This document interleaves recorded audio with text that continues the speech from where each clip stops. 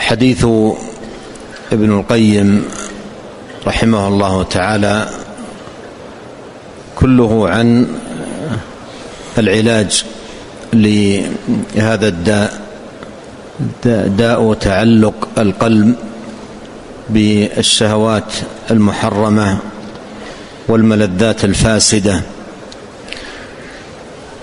وذكر رحمه الله تعالى أن علاجه على نوعين: نوع قبل وقوعه، وهذا له طريقان، ونوع بعد وقوعه في إزالته. نوع قبل وقوعه في صيانة النفس منه، ونوع بعد وقوعه في إزالته، طريقة الإزالة. والأول يمكن أن يسمى الطب الوقائي للقلب، والثاني يمكن أن يسمى الطب العلاجي. الطب الوقائي الأسباب المتخذة التي بها يتقى وقوع هذا المرض، والطب العلاجي هو الأسباب المتخذة التي يعمل من خلالها على إزالته بعد أن يكون ابتلي به المرء. وفيما يتعلق بالوقائي ذكر أمران: الأول البصر، وركز عليه كثيرا رحمه الله تعالى، لأن البصر منفذ إلى القلب، وكثير من أمراض القلوب وأسقامها وصلت من خلال هذا المنفذ. ولهذا فإن الله سبحانه وتعالى قدم غض البصر في الذكر على حفظ الفرج، مع أن الفرج أمره أخطر، لأن البصر منفذ وطريق من خلاله يوصل إلى ما وراءه. فركز رحمه الله أولا على ما يتعلق بالعناية بالبصر، وأن المسلم لا يطلق لبصره العنان، ينظر إلى ما نهاه الله سبحانه وتعالى من النظر إليه. قل للمؤمنين يغضوا من أبصارهم، ثم قال وقل للمؤمنات يغضضن من أبصارهن. فإن لم يطع ربه في هذا وأرخى لبصره العنان، فإنه حينئذ يكون قد أضر بقلبه وأدخل عليه من دواخل الشهوة المحرمة والملذات الفاسدة الشيء الذي يعد في الشرع مرضا من أمراض القلوب، فيطمع الذي في قلبه مرض، أي مرض الشهوة. فهذا المرض الذي هو مرض الشهوة نفاذه إلى القلب في الغالب من خلال البصر، قد ينفذ من خلال السمع، لكن نفاذه في الغالب من خلال البصر. ولهذا ركز رحمه الله تعالى كثيرا على ما يتعلق بالبصر، وأن من أعظم الوسائل، وسائل العلاج في هذا الباب، أن يغض المرء بصره عملا بقول الله تعالى قل للمؤمنين يغضوا من أبصارهم. ثم ذكر هنا رحمه الله الطريق الثاني، هو يتعلق بالقلب. والقلب كما لا يخفى وعاء، وتحركه بحسب ما يكون في هذا الوعاء. إن كان وعاء خير تحرك بخير، وإن كان وعاء شر وفساد تحرك بالشر والفساد. وهذا الوعاء الذي هو القلب هو المحرك للبدن كله، لأن البدن تبع للقلب فيما يتحرك به من خير أو شر، كما هو واضح في قول نبينا عليه الصلاة والسلام: ألا إن في الجسد مضغة إذا صلحت صلح الجسد كله، وإذا فسدت فسد الجسد كله، ألا وهي القلب. فهذه المضغة تحرك البدن بالخير أو الشر هو بحسب حالها، ولهذا يحتاج المرء أن يعمل على صيانة قلبه ونقائه وسلامته وزكاته، كما ذكر رحمه الله تعالى يضع لنفسه الاحتياطات اللازمة التي تمنع تعلق هذه الشهوة بقلبه. يعمل لقلبه احتياطات بحيث يمنع بوجود هذه الاحتياطات من تعلق الشهوة المحرمة بقلبه، لأن الشهوة المحرمة يكون لها تعلق بالقلب وتوثق. إذا صادفت قلبا خاليا فإنها حينئذ تتمكن من القلب، لكن إذا لم يجعل في قلبه منفذا لها وصان قلبه منها سلم بإذن الله سبحانه وتعالى. وذلك كما يبين رحمه الله تعالى يكون بإشغال القلب بما يصده عن ذلك ويحول بينه وبين الوقوع فيه. خلاصة ذلك أن يعمر القلب بالخير، أن يعمر القلب بالخير. فإذا عمر بالخير والإيمان لم تجد هذه الأشياء منفذا فيه، فهي إنما تجد منفذا في القلب إذا كان قلبا خاليا. أما إذا كان قلبا معمورا بالإيمان، معمورا بالخير، متحركا بالخير، لا تجد هذه الأشياء منفذا فيه. أن يشغل قلبه بما يصده عن ذلك ويحول بينه وبين الوقوع فيه. فإن قال قائل: ما خلاصة هذا الذي يجعل في القلب فيكون صادا ومانعا لتلك الشهوات المحرمة؟ لخص ذلك في كلمتين، لخص ذلك رحمه الله في كلمتين يفصلهما فيما بعد. قال: خوف مقلق وحب مزعج. خوف مقلق وحب مزعج يجعل هذين في قلبه، ولهما عمل عظيم جدا في صيانة القلب من تلك الأمور. خوف مقلق وحب مزعج. والخوف هنا خوف العبد من ربه، خوفه من عواقب هذه الأمور ومآلاتها السيئة وما تفضي به من مرض للقلب وإعطاب له، فيكون القلب فيه هذا الخوف. وإذا وجد هذا الخوف دفع عنه هذه الآفات، ولم يكن لها تمكن ووصول إلى القلب، لم يكن لها تمكن ووصول إلى القلب.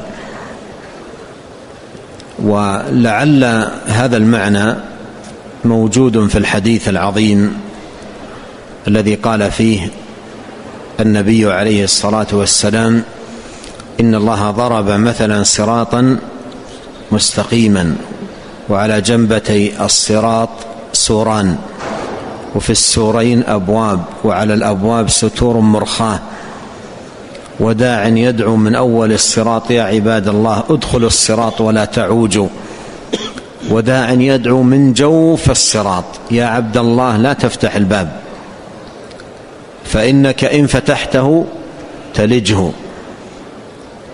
أما الداعي، أما الصراط فهو الإسلام، وأما السوران حدود الله، وأما الأبواب المفتحة التي عليها ستور مرخاة فمحارم الله، وأما الداعي من أول الصراط فكتاب الله، وأما الداعي من جوف الصراط وموضع الشاهد من الحديث فواعظ الله في قلب كل مسلم. هذا الواعظ والذي يذكره ابن القيم هنا بقوله خوف مقلق ينبغي أن ينميه المرء، ينمي هذا الخوف المقلق في قلبه، لأنه يعد صمام أمان للقلب وصاين يصونه بإذن الله سبحانه وتعالى من هذه الآفات. كل ما أراد شيء منها أن ينفذ إلى قلبه طرده هذا الخوف وأبعده عن أن يكون له تعلق أو تمكن في القلب. أو حب مزعج، أو حب مزعج يعمر القلب به، فكلما جاء دخيل يريد أن ينافس هذا الحب الذي في القلب ويأخذ حيزا من الحب الذي في القلب يصاب القلب بانزعاج من هذا الدخيل فلا يرضاه ولا يقبله ولا يجعل له مساحة ومكانا. خوف مقلق وحب مزعج. فمتى خلا القلب من خوف ما فواته أضر عليه من حصول هذا المحبوب، وهذا المعنى الذي يتحدث عنه ابن القيم رحمه الله تعالى يحتاج من القلب يقظة في المواقف ومحادثة مع النفس ومحاورة لها حتى تنتبه وتنظر في العواقب في المآلات، لا تصبح نفسا مندفعة منفلتة غير منضبطة. فمتى خلا القلب من خوف ما فواته أضر عليه من حصول هذا المحبوب، أو خوف ما حصوله أضر من فوات هذا المحبوب، وهذا إنما ينشأ عند المرء بالتأمل، لا يدخل إلى قلبه أي شيء وإنما ينظر في مآلات الأمور وماذا يترتب على ذلك. فمتى خلا القلب من خوف ما فواته أضر عليه من حصول هذا المحبوب، أو خوف ما حصوله أضر من فوات هذا المحبوب، أو محبته ما هو أنفع له وخير له من هذا المحبوب وفواته أضر عليه من فوات هذا المحبوب، لم يجد بدا من عشق هذه الصور، لأن القلب غير سوي. القلب حينئذ غير سوي غير زكي. زكاة القلب بوجود الحب المزعج والخوف المقلق والنظر في المآلات. أما إذا كان القلب أصلا لا يفكر في هذه الأشياء ومجرد ما يرى صورة تعجبه يجعل لها مباشرة حيزا في قلبه ومكانة في نفسه، ثم يبدأ يوسع لها المساحة في قلبه، حتى إن من الناس لا يبقى في قلبه أصلا تفكير إلا في تلك الصورة التي عشقها وتعلق قلبه بها، فيكون قلبا مريضا حينئذ، قلب أصابه هذا المرض، هذا الداء، وهو الذي جنى على نفسه، هو الذي أضر بنفسه. بينما المؤمن يهمه جدا أمر قلبه وسلامة قلبه ونقاء قلبه، ولهذا متى ما عرض له مثل هذه العوارض يأتي هذا الحب المزعج والخوف المقلق فيدفع، مثل ما عبرت قبل قليل، تكون له صمام أمان لقلبه بإذن الله سبحانه وتعالى، تقيه من هذه الآفات. وهذا كما أيضا ذكرت لا تتحقق استفادة القلب منه إلا بالتأمل وإيقاظ القلب والنظر في الأمور ومحاورة النفس في مثل هذه المواقف على ضوء ما ذكر الإمام ابن القيم رحمه الله تعالى. هذه جملة يأتي شرحها. نعم. قال رحمه الله: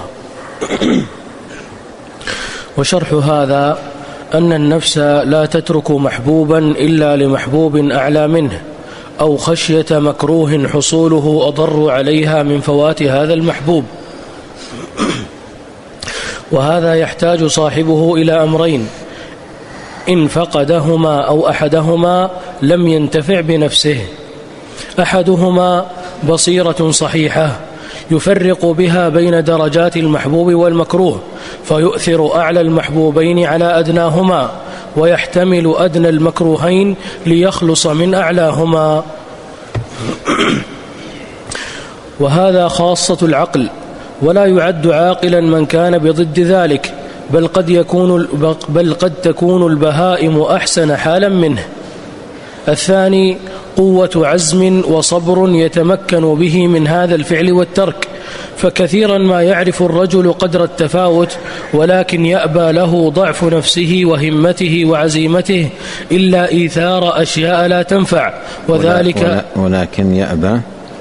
ولكن يأبى له ضعف نفسه وهمته وعزيمته إلا إيثار أشياء لا تنفع، وذلك من خسته وحرصه ووضاعة نفسه وخسة همته.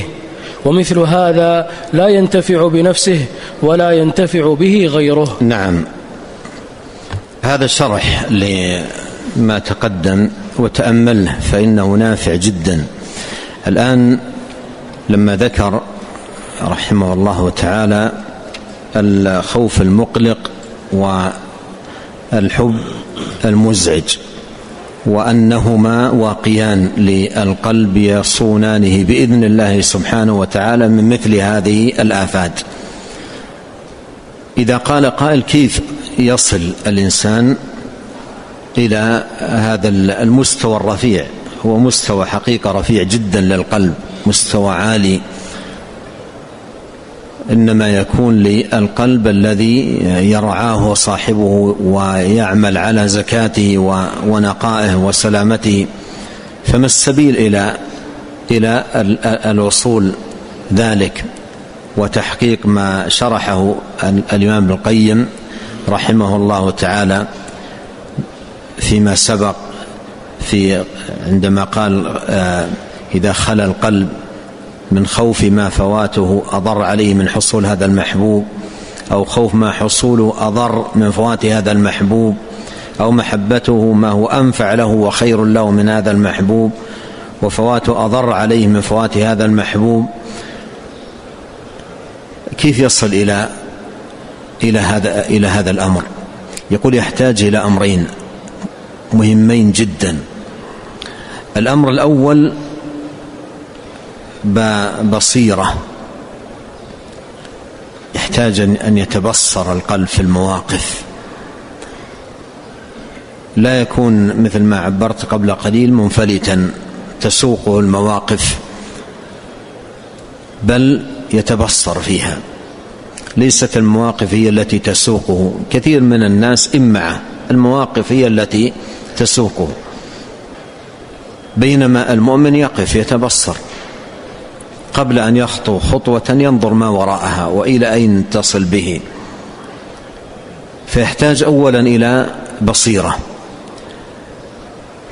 يفرق بها بين درجات المحبوب والمكروه، يبدأ يوازن على ضوء الكلام الذي ذكره ابن القيم رحمه الله تعالى فيما سبق. هجم على قلبه صورة منظرا بدأ يجد مكانا في قلبه، فيعالجه بهذه البصيرة، يتبصر في ماذا وراء هذا وإلى أي شيء يؤول إليه، وماذا سيخسر القلب من وجود هذه الأشياء فيه. فهناك مضار وهناك أيضا فوات لمحبوبات. يعني لندخل في الأمر بأكثر يعني توضيحا. بعض الناس لابد نعطي أمثلة واضحة. بعض الناس يدخل في شيء من هذه الأشياء يقول نسيت القرآن، كان في قلبه القرآن، يقول نسيت القرآن، أو يكون على حظ من العلم يقول ضاع عني هذا العلم، لم أجده في قلبي. بعض الناس يقول ضاعت عبادتي، كان صاحب عبادة صاحب طاعة تقرب لله ووجد أنها ضاعت، لأن لما حدثت مثل هذه المواقف ما تبصر في عواقبها وماذا ستؤول بقلبه فيما بعد، ومشى حتى وجد نفسه في هذا المرتع الوخيم. لكن لو دفع، وما زلنا مع ابن القيم رحمه الله في الطب الوقائي، لو دفع في مبدأ الأمر لما تمكنت من قلبه ولما وصل إلى هذه الحال. بل إن كان الذي ندم عليه على فقده 5 أجزاء من القرآن، ربما لو أنه وقف موقفا صحيحا في العلاج الوقائي لحفظ القرآن كاملا، لكنها جاءت وعطلته وعاقته عن خير عظيم هو كان فيه، لكنه لم ينظر في العواقب. ابن القيم يتحدث عن هذه المعاني والموازنة عندما تأتي مثل هذه الأشياء التي تريد أن تستولي على القلب، تتمكن من القلب، ينظر في ماذا سيفوت وماذا سيحصل من مضرة، وهذا لا بد فيه من بصيرة، لا بد فيه من بصيرة، يتبصر في الأمور وينظر في المآلات، ينظر في العواقب، بصيرة يفرق بها بين درجات المحبوب والمكروه. المحبوب الذي يرجى حصوله، والمكروه الذي يطلب دفعه.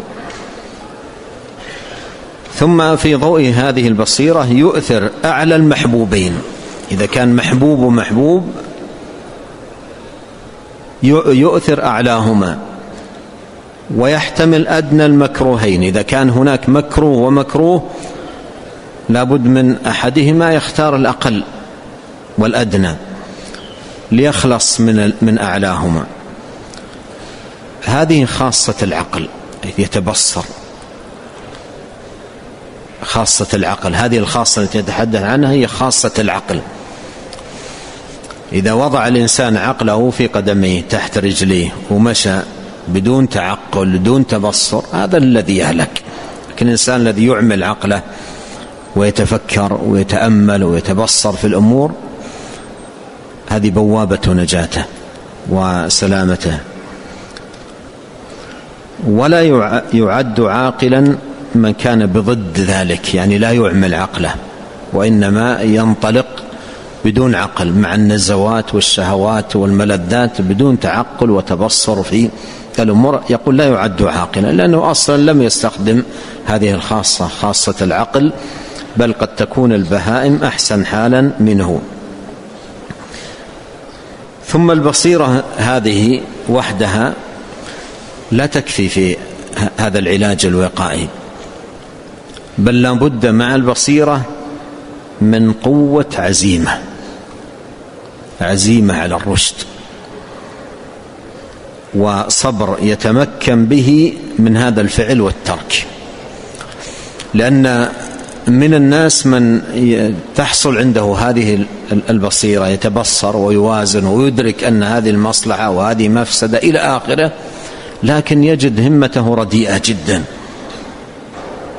همته رديئة، يرى الرشد أمامه لكن لا يجد من قلبه ماذا؟ عزم. ابن القيم في أحد كتبه لخص هذين الأمرين، البصيرة والعزم، بكلمة جميلة، قال: يحتاج إلى علم يهديه، إلى علم يهديه، وهي البصيرة التي يتحدث عنها هنا، وهمة عالية ترقيه. إلى علم يهديه وهمة عالية ترقيه، أي في مراتب الخير والفضيلة. فإذا وجدت البصيرة تحتاج إلى همة، إلى عزيمة. ومن الناس من تحصل له بصيرة في أمر ما، يدرك أنه هو الرشد وأنه عين الرشد، لكن لا يجد همته تنهض للعمل به. ولهذا من الدعاء العظيم، وهو من الدعاء الجوامع كما ذكر ذلك ابن القيم في أحد كتبه، أظنه ذكره في الصواعق، الدعوة المأثورة عن نبينا عليه الصلاة والسلام: اللهم إني أسألك الثبات في الأمر والعزيمة على الرشد. لأن الإنسان قد يعرف الرشد ويرى سبيله أمامه واضحة، لكن لا يجد عزيمة، يجد عزيمته ضعيفة جدا. والعزيمة على الرشد، يسأل الله أن يرزقه عزيمة على الرشد، يعني على ما أبصرت نفسه أنه هو سبيل الرشاد وطريق الفوز والنجاة. فقد تبصر النفس الطريق لكن لا يجد عزيمة ليسلك هذا الطريق. قوة عزم وصبر،